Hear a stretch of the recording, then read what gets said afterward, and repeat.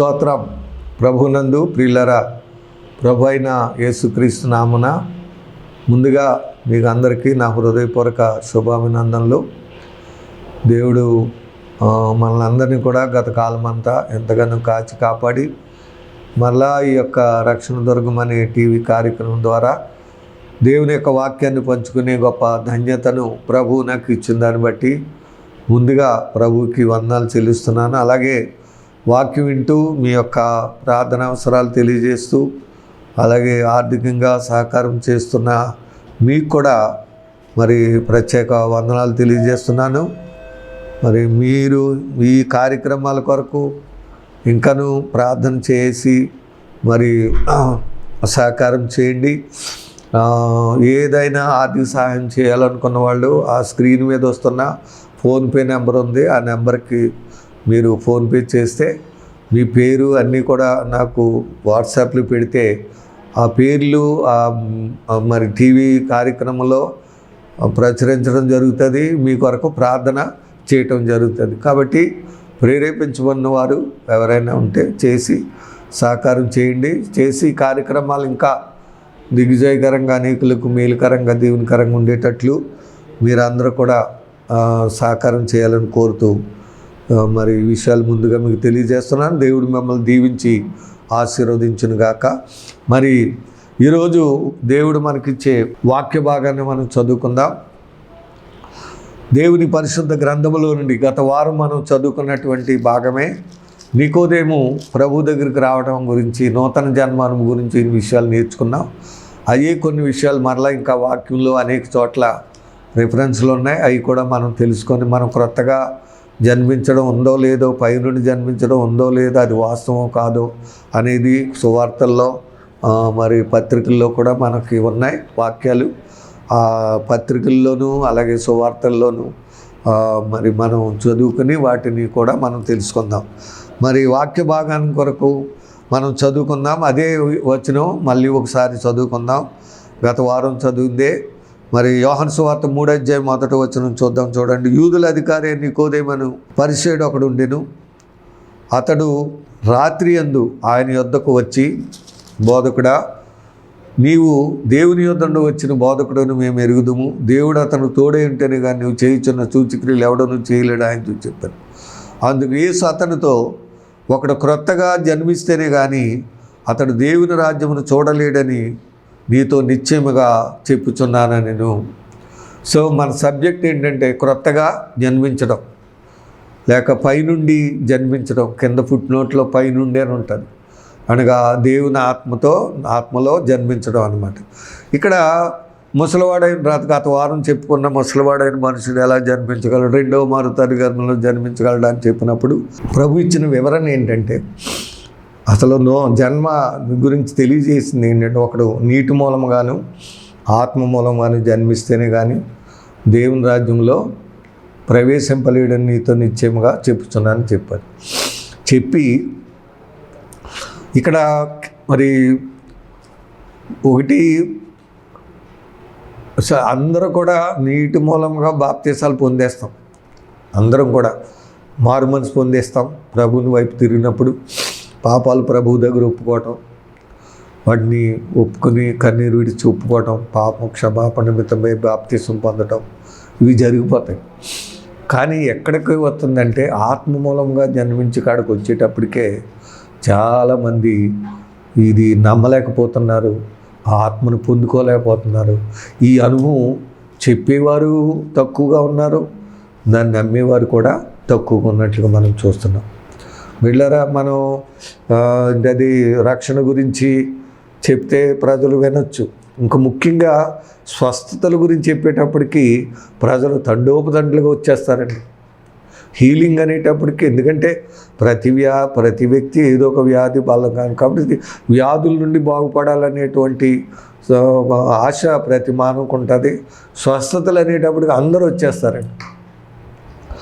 కానీ ఇదిగో రేపు రాత్రికి లేకపోతే రేపు పరిశుద్ధాత్మని గురించి నేను బోధించబోతున్నాను. మీరందరూ కూడా రండి, అందరూ ఆత్మను పొందుకోండి. రేపు ప్రత్యేకంగా ఆత్మ సంబంధమైన విషయాల గురించే బోధించి మీరు అందరూ ఆత్మను పొందేలాగా చేస్తాను అని మీరు చెప్పండి. ఇంకా ఆ రోజు అంతా ఖాళీ.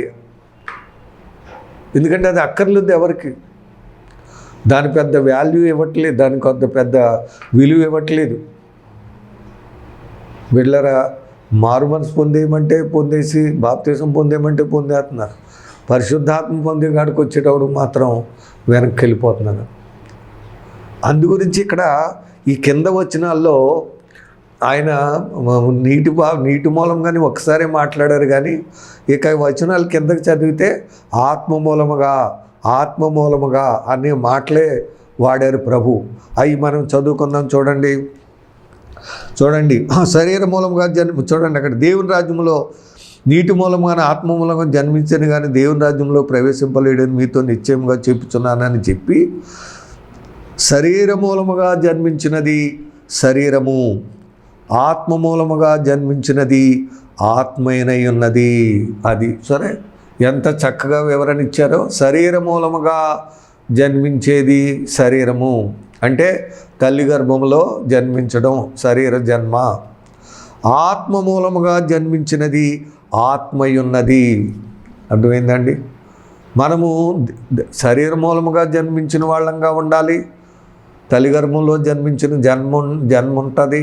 రెండోది దేవుల్లో జన్మించిన జన్మ కూడా ఉంటుంది. ఆత్మలో జన్మించేది ఆత్మయున్నది అంటే మనమందరం కూడా ఆత్మలో జన్మించాలి, పుట్టాలి, క్రొత్త జన్మ కావాలి, నూతన జన్మ కావాలి. బిడ్డలారా, మనం లోకరీతిగా కొన్ని సామెతలు చెప్తూ ఉంటారు. 2 జన్మలు ఉన్నవాడికి ఒకటే మరణం అంట. 2 జన్మలు ద్విజులు అంటే 2 సార్లు జన్మిస్తే ఒకటే మరణం అంట.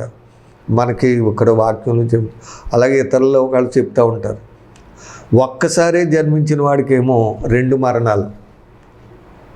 జాగ్రత్తగా వినండి. 2 సార్లు జన్మించిన వారికి ఒకటే మరణం. ఒక్కసారి జన్మించిన వానికి 2 మరణాలు. ఏంటి అనేది మీకు తెలుసుంటే పర్వాలేదు, తెలియకపోతే చెప్తున్నాను.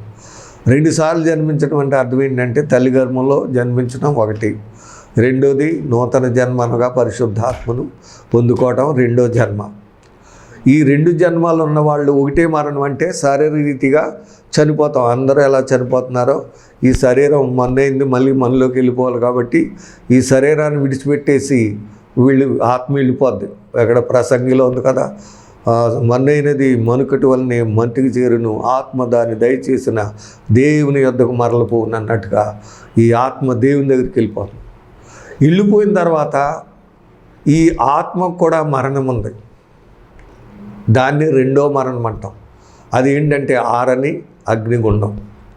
మీకు ప్రకటన గ్రంథంలో ఉంది, అది చదివి వినిపిస్తాను. రెండవ మరణం అంటే రక్షణ పొందకుండా, నూతన జన్మ అనుభవం లేకుండా, బాప్తిసం పొందకుండా, పరిశుద్ధాత్మ పొందకుండా ఉంటే అది రెండో మరణానికి గురైపోతామని ఇక్కడ రాయబడింది.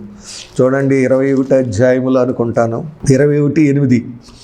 పిరికివారును సరే అవిశ్వాసులను, అసహ్యులను, నరహంతకులను, వ్యభిచారులను, మాంత్రికులను, విగ్రహారాధికులను, అబద్ధికులందరూ అగ్ని గంధకములతో మండు గుండములో పాలు పొందుదురు. ఇది రెండవ మరణము.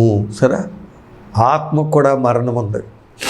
ఈ మనం రక్షణ పొంది ఆత్మను పొందుకున్న వాళ్ళం అయితే ఈ రెండో జన్మ జన్మించినట్లయితే మనకు ఆ రెండో మరణం ఉండదు. ఎవరు వెళ్తారో అక్కడ రాయబడి ఉంది. వాళ్ళు ఈ క్వాలిటీ ఉన్న వాళ్ళందరూ అగ్ని రెండవ మరణం పాలు పొందుతారు. మనమైతే నూతన జన్మ అనుభవం కలిగిన వాళ్ళు, రెండోసారి దేవుల్లో జన్మించిన వారికి అయితే ఆ రెండో ఆత్మ మరణం లేదు. ఇంకా మనం క్రీస్తులో నుండి మనం తీర్పులోనికి రాక, ఇంకా మనకు ప్రభువుని నమ్ముకున్న వారికి ఏ శిక్షా విధి లేదన్నట్టు మరి మరణంలో నుండి జీవంలోనికి దాటి ఆ నరకములో పడకుండా మోక్షంలోనికి వెళ్ళి గొప్ప జీవితాన్ని ప్రభు మనకిస్తున్నాడు. హల్లెలూయా! అదే ధన్యత. అప్పుడే మనం భాగ్యవంతులం అవుతాం. అదే మన భాగ్యం, అదే ధన్యత. ధన్యకరమైన జీవితం అంటే ఏంటి? మోక్షం, నరకాన్ని నుండి తప్పించబడి మోక్షంలో చేరటమే. అది యేసయ్య మనకిస్తూ ఉన్నాడు. దేని ద్వారా? ఒకటి నీటి మూలముగా బాప్తీసం పొందడం, మారు మనసు పొంది బాప్తీసం పొందడం. రెండోది పరిశుద్ధాత్మ అనుభవం ఆత్మను పొందుకోవడం, నూతన జన్మ అనుభవం కలిగి ఉండడం. కాబట్టి 2 సార్లు జన్మించిన వారికి ఒకటే మరణం అంటే శారీరక జన్మ. ఒక్కసారి జన్మించి ఇక రెండో జన్మ లేకుండా ఉన్నవాళ్ళైతే 2 మరణాలంటే, ఒకటి శారీరక మరణం, రెండోది ఆత్మీయ మరణం. ఇది మనం అందరం కూడా గమనించుకోవాలని మనం చేస్తున్నాం. కాబట్టి ఇక్కడ శరీర మూలముగా జన్మించినది శరీర మూలముగా జన్మించాలి. రెండోది ఆత్మ మూలముగా జన్మించినది ఆత్మనై ఉన్నది. సరే, రెండో జన్మ కూడా ఉంది, అనగా ఆత్మ మూలముగా జన్మించడం కూడా ఉంది. ఇప్పుడు ఆత్మ మూలంగా జన్మించిన వాడు ఎలా ఉంటాడనేది ఇక్కడ రాయబడింది చూడండి. ఇక్కడ మనం ఇందులోకి వచ్చేద్దాం. యోహాను సువార్త 3. మీరు క్రొత్తగా జన్మించవలనని నీతో చెప్పినందుకు ఆశ్చర్యపడవద్దు. ఇది కొంచెం ఆశ్చర్యంగానే ఉంటుంది, ఎందుకంటే ఇది నమ్మశక్యంగా ఉండదు. ఏంటి అది అలాగేంటి, అలాగేంటి ఏంటి ఆ మాటలేంటి, ఆ శక్తి ఏంటి, ఆ గొంతులేంటి, ఇలాగే రకరకాలుగా నమ్మనటువంటి విధానంలో ఉంటుంది. క్రొత్తగా జన్మించమని చెప్పినప్పుడు వీళ్ళందరూ ఆశ్చర్యపడుతున్నారేమో ఒకవేళ, ఏంటిది ఈ బాధ ఏంటి, ఇలాంటి బాధ చేయటం. ఇప్పుడు నేను ఇలా చెప్తున్నాను అనుకోండి, మీలో కొంతమంది అనుకోవచ్చు, ఏంటి బాధ ఏంటి, అది ఏంటది, ఎవడు చెప్పాడు, పొందుకోమని ఎక్కడుంది, పరిశుద్ధాత్మ పొందకపోతే పరలోకం రాజ్యం లేదా, నూతన జన్మ అనుభవం ఏంటి, అదేంటి ఇదేంటి, యేసుప్రభు నమ్మితే చాలు పరలోకం వెళ్ళిపోతాం అని రకరకాలుగా మంది అనొచ్చు. అలాగే ఆయన కూడా అలాగ అంటారని తెలిసి మీరు క్రొత్తగా జన్మించవాలని మీతో చెప్పినందుకు మీరు ఆశ్చర్యపడవద్దు. ఇదేదో అలా మాట్లాడుతున్నారు, ఇదంతా మాయా మోసం, ఇదంతా వ్యర్థమని మాత్రం ఇప్పుడు అనుకోవద్దు. ఆశ్చర్యపడవద్దు, చులకనగా తీయొద్దు, హేళనగా మాట్లాడొద్దు. ఏదో అన్య భాషలని శక్తిని పొందుకోవడం, అవి గొంతులని, లేకపోతే ఇంకో రకంగా నవ్వులు, డ్యాన్సులని, లేకపోతే ఇంకో రకంగా మాట్లాడి హేళన మాట్లాడొద్దు అని ప్రభువు ఇక్కడ చెప్తున్నాడు. ఆశ్చర్యపడవద్దని చెప్పి దేనిని పోల్చాడంటే, ఆత్మీయ జీవితం ఎలా ఉంటాడని పోల్చాడంటే గాలితో పోల్చినట్లుగా మనం చూస్తున్నాం. చూడండి, ఆ మాట చదివేద్దాం. మీరు కాదు, గాలి తనకిష్టమైన చోటును విసురును. గాలితో పోల్చాడు పరిశుద్ధాత్మ జీవితం. బిడ్డలారా, పోలికలు, symbols of the Holy Spirit, పరిశుద్ధాత్మ పోలికలు 5 బైబిల్లో. 1 గాలి, 2 నీరు, 3 అగ్ని, 4 నూనె, 5 power. These are the 5 symbols of the Holy Spirit. అర్థమైందండి? ఈ రూపాలు పరిశుద్ధాత్మ పోలికలు 5. 1 గాలి, నీరు, అగ్ని, నూనె, పవరు. సో ఈ 5 కూడా ఈ విధానంలో ఏ రకంగా దేవుని ఆత్మ ఏ పోలికలైనా సరే నీ మీదకి దిగి రావచ్చు. గాలి వల్లే రావచ్చు, అగ్ని వల్లే రావచ్చు, పౌరం వల్లే రావచ్చు. అర్థమైందండి? ఏ విధంగా అయినా రావచ్చు. ఇక్కడ చూడండి, యేసు ప్రభు అందుకనే గాలి అని మాట, గాలి తనకిష్టమైన చోటును విసురును. గాలి ఉందంటే అది ప్రయాణం చేస్తుంటుంది, దానికి ఎక్కడ ఇష్టమైతే అక్కడికి వెళ్తూ ఉంటుంది. అలాగే చూడండి, అలాగే అన్న గాలి తనకిష్టమైన చోటును విసురును. నీవు దాని శబ్దము విందువే కానీ అది ఎక్కడి నుండి వచ్చునో ఎక్కడికి పోవునో నీకు తెలియదు. బిడ్డలారా, గాలిని మనం చూడగలం, శబ్దం వినగలం, గాలిని చూడలేం. మనం దాని శబ్దం వింటాం, ఎలాగా వెళ్తుందో ఆ కదిలికలు, ఆకులు అవన్నీ కలగటం వల్ల అవి ఎలాగైతే కదులుతున్నాయో అది గాలి ఎలాగ వెళ్తుంది అని మనం శబ్దాన్ని బట్టి చూస్తున్నాం దాని ప్రయాణం. శబ్దము విందువే కానీ అది ఎక్కడి నుండి వచ్చినో ఎక్కడికి వెళుతుందో ఎవరికి తెలియదు. అలాగే ఆత్మను పొందుకున్నవాడు కూడా చూడండి తెలియదు. ఆత్మ మూలముగా జన్మించిన ప్రతివాడును అలాగే ఉన్నాడు. హల్లెలూయా. ఇది మనం తెలుసుకోవాలి. తెలియదు. ఈ ఆత్మీయ జీవితం అనేది బయటికి కనపడదు. అంటే దాని యొక్క క్రియలు, ఆ విధానం, ఆ spiritual way of talking, way of looking and way of walking, అది దాని ద్వారానే మనం తెలుసుకుంటాం తప్ప ఈ వ్యక్తి ఎక్కడికి వెళ్తాడో ఏంటో అనేది మనం విశ్వాసులు అని మనం చెప్పుకుంటాం. దైవభక్తి కలిగిన వాళ్ళు రక్షణ పొంది ఆత్మ పొందుకున్న పరలోకం వెళ్ళారా అని చెప్పుకుంటాం, అంతే. అర్థమైందండి? సో గాలి వలె పోల్చాడు ఇక్కడ. ఆత్మీయ జీవితం ఎలా ఉంటుందంటే గాలి వలె ఉంటే అది తనకిష్టమైన చోటుకి ఎలాగ ఇస్తురుతుందో అలాగే దేవుని ఆత్మ కూడా మనం పొందుకుంటే అలాగే ఆత్మీయ జీవితం కూడా అలాగే ఉంటుంది. ఆత్మ తనకిష్టమైన అంటే దేవుని రాజ్యానికి చేరుకునేలాగా మనల్ని తయారు చేస్తుంది, సిద్ధపరుస్తుంది, అలాగ ప్రయాణింప చేస్తుంది, అలా నడిపిస్తుంది, అద్వైన అలా బలపరుస్తుంది. అప్పుడే మనం దేవుని ఆ దర్శనాలు ఇస్తుంది మనకి, అండ్ ఆ జీవితం మనకు అబ్బుతుంది. అండ్ నాశనకరమైన ఆ పాపం గుంటలో మనం నుండి విడిపించడమే కాదు, మనల్ని నూతన జీవితం కలిగిన వాళ్ళమై నీతని, సమాధానమని, సంతోషమని, ఆ పరలోక రాజ్య సంబంధమైన ఆ జీవితం మనకు అబ్బింపచేస్తుంది. అందుకే దేవుని పిల్లలు అంటే రక్షణ ఆత్మీయ జీవితం కలిగిన వాళ్ళు ఆనందంగా ఉండటం జరుగుతుంది, సంతోషంగా ఉంటారు. వాళ్ళకి ఏమున్నా ఏమి లేకపోయినా సమాధానంగా నెమ్మది కలిగి ఉండడం, శాంతి కలిగి ఉండడం, చక్కటి ఆత్మీయ జీవితం పరిశుద్ధాత్ముడు మనకిస్తాడు. అలాంటి జీవితం మనకి నేర్పిస్తాడు, అబ్బుతుంది మనకి. అలాంటి జీవితంతో పాటు నిత్య జీవాన్ని చేరుకుంటాం. ఎప్పుడైతే ఈ జీవితం మనకి అబ్బిందో నిత్య జీవం అనేది మనం పొందుకుంటాం. కాబట్టి ఆ అనుభవం మనలో మనం అనుభవించేవారుగా మనం ఉండాలి. గాలి తనకిష్టమైన చోటును విసున్నట్లు ఆత్మ మూలంగా జన్మించిన వారి జీవితం కూడా అలాగే ఉంటుందంట. కనుక ఈరోజు వాక్యం ఉంటున్న దేవుని బిడ్డలారా, నీ జీవితం ఏ విధంగా ఉంది?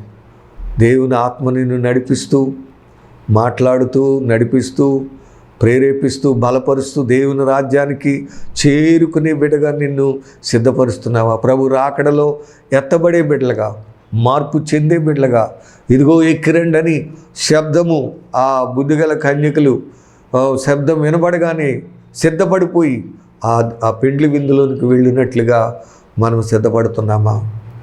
అటువంటి ఆత్మీయ జీవితం మనకు అబ్బుతుందా? ఆ పరలోక జీవితాన్ని మనం సంపాదించుకున్న వారం ఉన్నామా? ఉంటే ధన్యులమే బిడ్డలారా.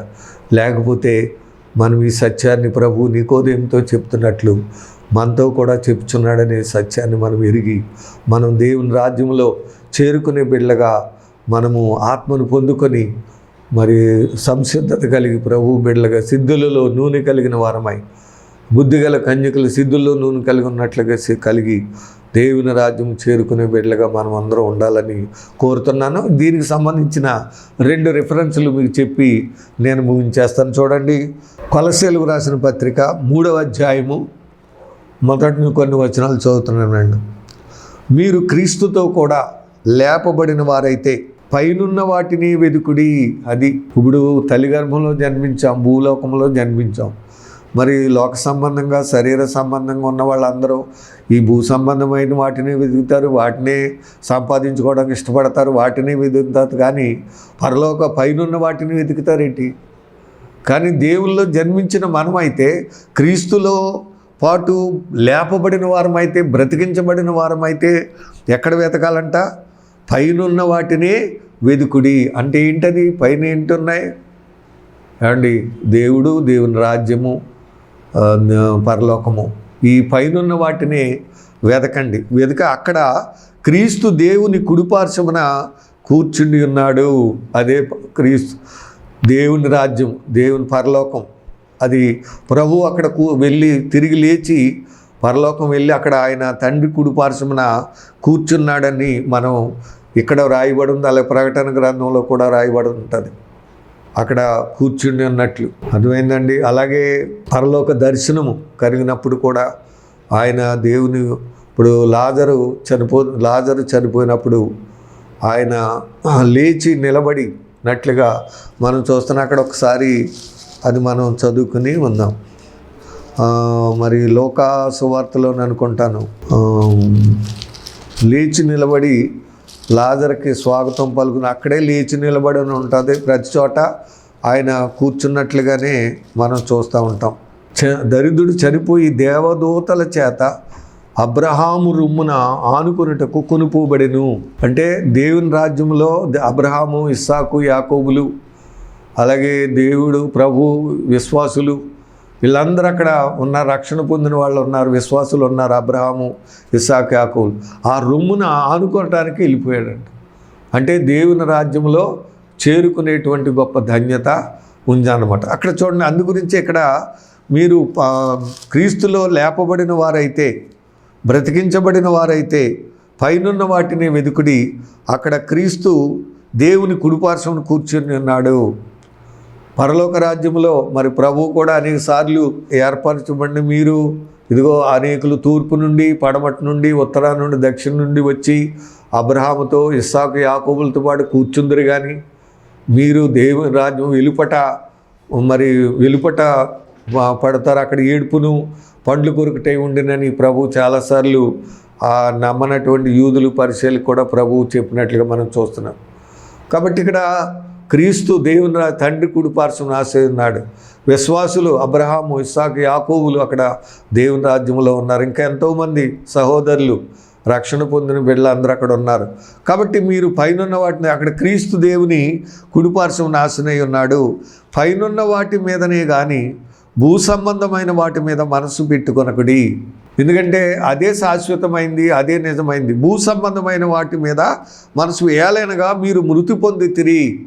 అంటే క్రీస్తులో బ్రతికాం, శారీరక రీతిగా అంటే లోకంలో చనిపోయాం అన్నమాట. ఇక లోకం విషయాల్లో చనిపోయిన ఇంకా ఆశలు, మనకు లోకాశలు ఉండవు. ఆ లోకాశలు గల లోతు చూపులు కానీ, మరి ఆకాను చూపులు కానీ ఇలాంటివి ఉంటే మనం దేవుని రాజ్యంలో చేరుకోలేమన్నట్టు. మీరు మృతి పొందితిరి, మీ జీవము క్రీస్తుతో కూడా దేవుని యందు దాచబడి ఉన్నది. మనకు జీవమై ఉన్న క్రీస్తు ప్రత్యక్షమైనప్పుడు మీరును ఆయనతో కూడా మహిమయందు ప్రత్యక్షపరచబడుదురు. హల్లెలూయా. ప్రభు వచ్చినప్పుడు మనం కూడా మహిమ రూపం ధరించుకుని ఆయన ఎలాగైతే ఉన్నారో మనం కూడా అలాగే ప్రత్యక్షపడి దేవుని మహిమలో, దేవుని రాజ్యంలో చేరుకునే గొప్ప ధన్యత ప్రభు మనకిస్తున్నట్టుగా చివరి మాట కూడా మనం చెప్పుకుని, పేతురు రాసిన పత్రికలో అక్కడ జన్మ గురించి పేతురు గారు కూడా చక్కటి ఒక మాట మాట్లాడారు. అది చెప్పుకుని మనం వెళ్దాం. చూడండి, 2వ అధ్యాయం, పేతురు రాసిన మొదటి పత్రిక 2వ అధ్యాయం 1వ వచనంలో, ప్రభు దయాళుడని మీరు రుచి చూచి ఉన్న ఎడల సమస్తమైన దుష్టత్వమును, సమస్తమైన కపటమును, వేషధారణను, అసూయను, సమస్త దూషణ మాటలను మాని. జరా క్రొత్తగా జన్మించిన వాళ్ళు ఏం చేయాలి? ఇంక ఏం ఉండవు వాళ్ళ దగ్గర. దుష్టత్వం ఉండదు, కపటమైన అంటేది సమస్తమైన కపటం అనేది ఉండదు. ఇంక కపటం ఉండదు ఇంక వాళ్ళలో. వేషధారణ ఉండదు, అసూయ ఉండదు, సమస్త దూషణ మాటలు అనేవి ఉండవు. అవన్నీ మానేస్తారండి. మాని క్రొత్తగా జన్మించిన శిశువులను పోలిన వారై నిర్మలమైన వాక్యమును పాల వలన రక్షణ విషయంలో ఎదుగు నిమిత్తము ఆ పాలను అపేక్షించుడి. హల్లెలూయా. రక్షణ విషయంలో ఎదుగునట్లు వాక్యము అను పాల వలన, వాక్యము వినడం, వాక్యం చదువుకోవడం, వాక్యాన్ని గ్రహించుకోవడం, అవి పాలు లాంటి. అంటే పిల్లలకి ఇప్పుడు పుట్టిన పిల్లలకి ఏం చేస్తారు? పాలు పడతారు.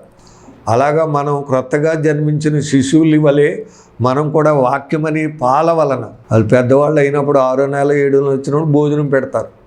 పౌలు కూడా అంటాడు కదా, మీరు పసిపిల్లలే అనుకుని మీకు పాలే పెట్టాను కానీ బలమైన ఆహారం మీకు పెట్టలేదంట. అలాగా పిల్లలకు పాలు అని ఉంటాయి. అలా క్రొత్తగా జన్మి శిశువులకు పాలు ఎలా పెడతారో, వాక్యం అనే పాల వలన రక్షణ విషయంలో ఎదుగు నిమిత్తము ఆ పాలను అపేక్షించుడి. అంటే ఆ వాక్యం అనే పాలు త్రాగడానికి, ఆ వాక్యం వినడానికి, ఆ యొక్క దేవుని బోధలు వినడానికి, దేవుని సంగతుల గురించి తెలుసుకోవడానికి, దేవుని రాజ్యాన్ని గురించి తెలుసుకోవడానికి, దేవుని రాజ్యంలో చేరుకునే గొప్ప ఆ జీవితాన్ని సంపాదించుకోవడానికే ఎదగాలి. అర్థమైందండి? చిన్న పిల్లల్లాగే ఉండకూడదు, ఆత్మీయంగా ఎదగాలి, బలం పొందుకోవాలి, ఆహారం తినాలి, పాలు తాగి తర్వాత బలమైన వాక్యమనే ఆహారం తిని బలపడి ఎక్కడికి వెళ్ళాలి? దేవుని రాజ్యంలో చేరుకోవాలి. పరలోక జీవితానికి సంపాదించుకుని పరలోకం వెళ్ళే బిడ్డలు ఉన్నారు. కనుక బిళ్ళారు, ఇది గొప్ప సత్యము. దీని గురించి వివరించడానికి ఇంకా ఎన్నో విషయాలు మనం మాట్లాడుకోవచ్చు, కానీ సమయం లేదు. కనుక గత వారం ఈ వారం మనం నేర్చుకున్న గొప్ప సత్యం ఏంటంటే, ఆయన పిల్లలమైన మనం ఆయన రాజ్యంలో చేరుకోవాలంటే క్రొత్త జన్మను పొందుకోవాలా, నూతన జన్మను కలిగిన ప్రజలుగా ఉండి మరి నూతన జీవితాన్ని సంపాదించుకొని, ప్రభు ఇచ్చే ఆ చక్కటి ఆత్మీయ జీవితాన్ని సంపాదించుకొని, అనగా పరిశుద్ధాత్మను పొందుకొని ఆ ఆత్మీయ జీవితాన్ని కలిగి చక్కగా మనం దేవుల్లో బలపడుతూ వాక్యము వింటూ మరి ఆహారం తింటూ దేవుల్లో చక్కగా ఉండి దేవుని కొరకు ఆయుత్తపడే బిడ్డలుగా ఉందాం. అట్టి కృప దేవుడు మీకు అందరికీ, అట్టి ఆత్మీయ జీవితం కేవలం నీళ్ళలో బాప్తిస్మే కాదు, పరిశుద్ధాత్మ బాప్తిసం కూడా మీరు పొందుకొని ఆ అపోస్తలులు ఎలాగైతే దేవుని కొరకు వాడబడ్డారో, దేవుని రాజ్యం చేరారో, పరలోక దర్శనం చూశారో, పరలోక రాజ్యాన్ని అనుభవించారో, అలాగే మనం కూడా దేవుని రాజ్యాన్ని అనుభవించి ఆ దర్శనాలు చూసి ఆ జీవితాన్ని సంపాదించుకొని దేవుని రాజ్యము చేరే బిడ్డలుగా మనం ఉందాం. అట్టి కృప దేవుడు మనందరికీ సమృద్ధిగా దయచేయాలి. అట్టి జీవితాన్ని మనకి అందరికి ఇవ్వాలని దైవజనుడు నేను కోరుతూ ఈ మాటలు ముగిస్తున్నాను. దేవుడు ఈ మాటలను దీవించి ఆశీర్వదించునుగాక. ఆమేన్. చిన్న ప్రార్థన. పరమ తండ్రి, మరి గత వారం అలాగే ఈ వారంలో కూడా ఆయన నికోదేము వచ్చినప్పుడు అతనుకున్న లోటు, నాయన అతను ఎన్నో విధాలుగా నిన్ను ఘనపరిచాడు, ఏయో స్లోగన్ చేసినప్పటికీ అతనుకున్న అవసరత ఏంటో దాని గురించి నువ్వు మాట్లాడి ఆ లోటును నువ్వు తీర్చి ఆత్మతో అతను కూడా నింపి నీ భక్తునిగా చేసుకొని నీ రాజ్యమునకు వారసయ్యుడుగా మరి చేసినందుకే నీకు వందనాలు చెల్లిస్తున్నాను. అలాగే ఈరోజు వాక్యం ఉంటుంది, మేము కూడా మేము ఏ స్థితిలో ఉన్నామో ఇంకా మేము ఏ విధంగా బలపడాలో బాగుపడాలో ఏ స్థితిని సంపాదించుకోవాలని గొప్ప విధానాన్ని నికోదేము ద్వారా మీరు మాతో మాట్లాడి నీకు వందనాలు. ప్రభా, మేమందరం కూడా నూతన జన్మ అనుభవం కలిగిన వాళ్ళమై గాలి తనకిష్టమైన చోటును విసిరినట్లుగా ఆత్మను పొందిన ప్రతివాడు అలాగే ఉన్నాడు అన్నట్లుగా మేము ఆత్మను పొందుకొని ఆత్మానుసారమైన జీవితం కలిగి ఆ చూపులు, ఆ మాటలు, ఆ స్వరము లేక నడక, క్రియలు అన్నీ కలిగి నీ రాజ్యంలో చేరుకునే బిడ్డలుగా, నిత్య జీవాన్ని స్వతంత్రుకునే బిడ్డలుగా మీరు ఎలాగైతే సింహాసనం మందు ఉన్నారో అబ్రహాం, ఇస్సాకు, యాకోబులు నీ రాజ్యంలో అలాగే ఉన్నారు. విశ్వాసులు ఎంతమంది అయితే ఉన్నారు, అలాగే మేము కూడా నాయన ఆ పరలోక రాజ్యంలో చేరుకునే వారంగా మమ్మల్ని అందరినీ మీరే తీర్చిదిద్దమని అట్టి ఆత్మీయ స్థితి మాకు సమృద్ధిగా దయచేయండి. ఇదిగో నేను గొర్రెలకు జీవం ఇవ్వడానికి సమృద్ధైన జీవం ఇస్తానన్నావు, కొలత లేని ఆత్మనిస్తానన్నావు తండ్రి. అలాంటి ఆత్మతో మమ్మల్ని నింపి నీ మహిమ కొరకు వాడుకొని ఘనత, మహిమ, ప్రభావం, యుగములు మీరు మా ద్వారా మీరే పొందుకుంటారని విన్న వాక్యం అందరూ హృదయాలు నూనె ఫలించడానికి సహాయం చేయండి. ఈ పరిచర్లు ఇంకాను ఎంతో అనేకులు మేలుకరంగా నీకు మహిమకరంగా వాడుకోమని, బలపరిచి మీ నామానికి మహిమ తెచ్చుకోమని ఈ ప్రచారం చేస్తున్న మరి రక్షణ మార్గం టీవీ కార్యక్రమాలను కూడా టీవీ ఛానల్ వారిని కూడా మిక్కిలిగా దీవించి ఇంకా అనేకులకు ఈ సువార్తను అందించట్లో బహుబలంగా మీరు వాడుకోమని, ప్రార్థనని సన్ని చేర్చుకుని ప్రార్థన ప్రతిఫలం దయచేయమని మా ప్రభువును ప్రియరక్షకుడైన యేసు నామమున అడిగి వేడుకొనుచున్నాము తండ్రి. Amen. Amen. God bless you. దేవుడు మేము దీవించును గాక. ఆమేన్.